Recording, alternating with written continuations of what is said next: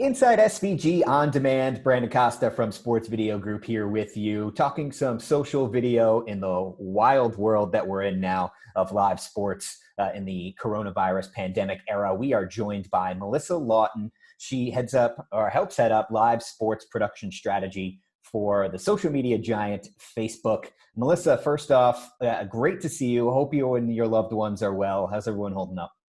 Yeah, we're good here, thanks. And thanks for asking. We've been in isolation now for almost 4 weeks. So it's getting to be the new normal for us. Wow, yes. It's been interesting to see how people in the sports content creation world, how they've responded not only to just working remotely, but continuing to create content in a remote world. You mentioned we're recording this on Monday, April 6th. So we're all about 3 to 4 weeks in now to this like real serious lockdown. So we've got a little bit of sample size of what we've seen leagues, networks, teams, broadcasters kind of do with this new normal that you described. As someone who's sitting in your post, maybe what are a couple of examples of some sports content specifically that you've seen? What are some trends that you're seeing emerge for the types of content that sports content creators are starting to push out in this time when there is no live sporting events going on? Yeah, well, we've seen archive content being well used by many groups, and they've been doing it in different and unique ways as well. So there is just the replay of your classic games, which fans are always really keen to see, and actually that's following a trend we'd already been seeing on Facebook. So that's not necessarily new. It's something that people are doubling down on at this moment. Mm-hmm. And then recutting those archives into best ofs, countdowns, listicles. That's a great way to capture a new viewer or a viewer who just doesn't maybe have time for the full 2-hour scenario. We've also seen people augment their archives, sort of take content that's done well in the past, cut it up, and maybe put some fancy graphics on that. We're also seeing a lot of text on screen happening here, and that's a great thing to have in social and in the social world, to let fans know exactly what you're showing them and what they're going to expect to see. MLS did some great work with new, fresh live commentary. They were using a tool that allowed them to talk over archived content and have it fully synced. So that looked really cool. We're seeing a lot of panel shows that are popping up in these sort of conference environments, and they've been really fun. People are fascinated not only by the content, but by seeing what people's home offices look like as well, Right. which has been fun. Fitness lifestyle content, big one. That's an easy go live, and that's something you can do daily and create a new fan base around daily fitness content. Mm-hmm. And we are seeing the rise of virtual events, and that's been a really interesting one for us. Yeah, for sure. I mean, the goal, most people's goals with social video has always been around building community and building interactivity. That goal is now more important than ever when you do not have the actual live environment in a stadium or in an arena to draw people in. And you guys have various products that always have attempted to continue to replicate in a virtual world that live event feel environment. There's things like watch parties. You could do premieres of on-demand kind of content. How are people using those more and or differently right now? Yeah, well, we're trying to say to people, if your content is not actually live, it's not fresh, new live content, use the Premieres tool. The Premiere allows you to surface old content as live. So you get all the same benefits, but we're making it really clear to the viewer that this is the first time they're seeing this on Facebook. And then that gets captured as VOD content. Watch parties are super fun because that was the intentionality of Watch Party, is to ensure that you could watch your game with your friends in your community and have that discussion together.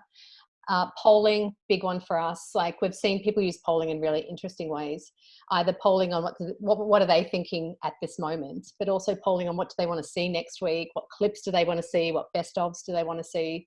So that's another good one. And then there's obviously just go live, which is fresh, and answering questions that are coming in from fans. And we also have a questions tool. Again, if you want to do a panel show and ask or receive questions from fans, they can type directly to the person in that panel show and receive answers. So that's a really good immediate way to get fans interested and engaged. Sure. So in those kind of archival events, or really in any kind of these, your role primarily is helping content creators, broadcasters, whoever it may be, make their content look as good as possible as it can be on Facebook. Leverage all the interactivity, put graphics in the right place.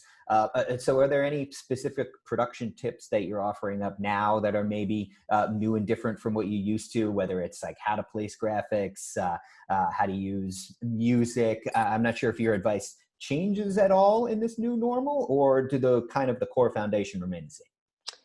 I guess the core foundation remains the same. Like we've always said, be regular, post plenty of content, surprise and delight fans. It's a really good time right now to be attracting new fans as well. So things like text on screen gives context.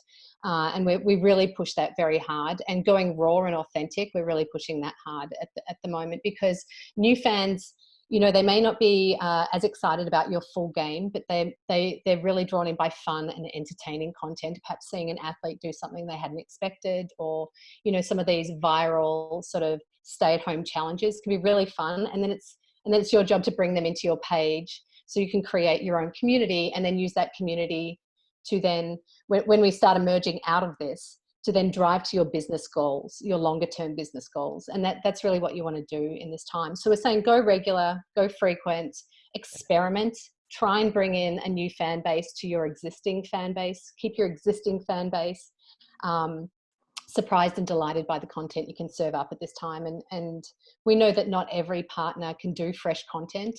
So think about ways that you can take older content that you may have already posted on Facebook at some point and repost that. And we're seeing some cool techniques where, say, an athlete is doing a selfie introduction to original content that they'd put on the platform previously, or we're seeing people repost like into playlists so that you can view the whole playlist and have a sort of more of a lean back moment.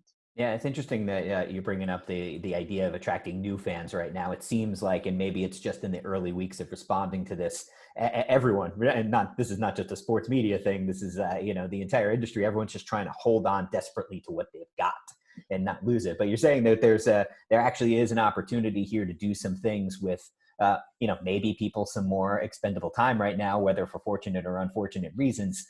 You can attract and grow your fan base maybe now in this environment with certain kinds of content, huh?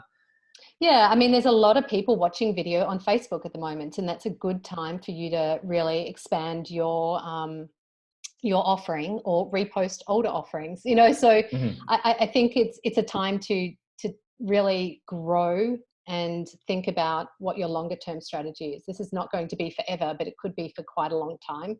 So when we talk about new normal, think about how much longer, you can be using that archive content to bring in the older fan who may not realize what you're doing in the day-to-day world, but definitely has nice memories about what happened in that cricket game in 1980.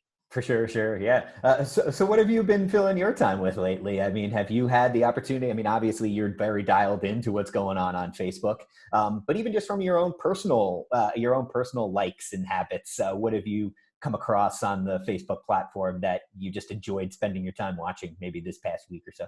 I had some fun laughs on the weekend with Okay. with Ironman. They had a live virtual event, and they had professionals racing each other, and they had their entire Ironman community joining in on basically a virtual race where they used, Cool. these augmented sort of game style racing avatars, and they raced actually a course. But the content was fun and entertaining. It was the Ironmen and Ironwomen participating were taking it very, very seriously. Mm-hmm. Obviously, there was money involved, and there was a lot of amateurs then joining in. They had a lot of user-generated content. They had a lot of fun moments with the professional commentary team commentating this. So that held my interest definitely on the weekend. GCN also did some really cool stuff with Tour de Flanders.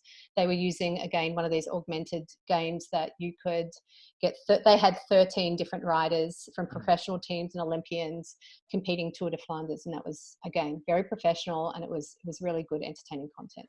Well, if there's one thing that we know, and you certainly know this in your role, is that there are a lot of creative and ambitious people that work in this industry. So I'm sure we're going to continue to see loads of new stuff and stuff we hadn't even thought of coming across on your platform. So if there's a silver lining to the wild world that we live in right now, maybe it's that. Maybe it's that we get to see some really new, innovative things that maybe we normally wouldn't have seen. Yeah, we're seeing a great crossover also between the leagues and esports, and that's another really cool thing. You know, NBA's their 2K league. We had La Liga doing a huge donation event, and that's another thing to keep in mind. This is an opportunity for people to join the educational and, I guess, social good side of this. Run donations. Use Facebook's donation tools to earn money to help people who are, you know, in need, people who we had Stephen Curry doing Feed America campaign, but also educating people about just washing your hands, staying at home, using your influencers to tell people to make sure they're staying at home, and also huge education fans from influencers and athletes about, like, you know, this is how long you need to do it. And they're surprising and delighting fans with the way they're producing that content. And again, that just brings a really good community feel and spirit to the whole thing. Yeah, and regarding that social good, regarding the current state of COVID-19, you guys have a great resource on your site right now that we'll share in the description of this video. In the meantime, Melissa, we really appreciate you taking the time for sharing your expertise with us. We wish you guys nothing but the best going forward, and certainly you and your loved ones stay safe, okay? Thank you very much. You too. All right, she is Melissa Lawton, live sports production strategy for Facebook. Stay tuned to sportsvideo.org and SVG On Demand for more.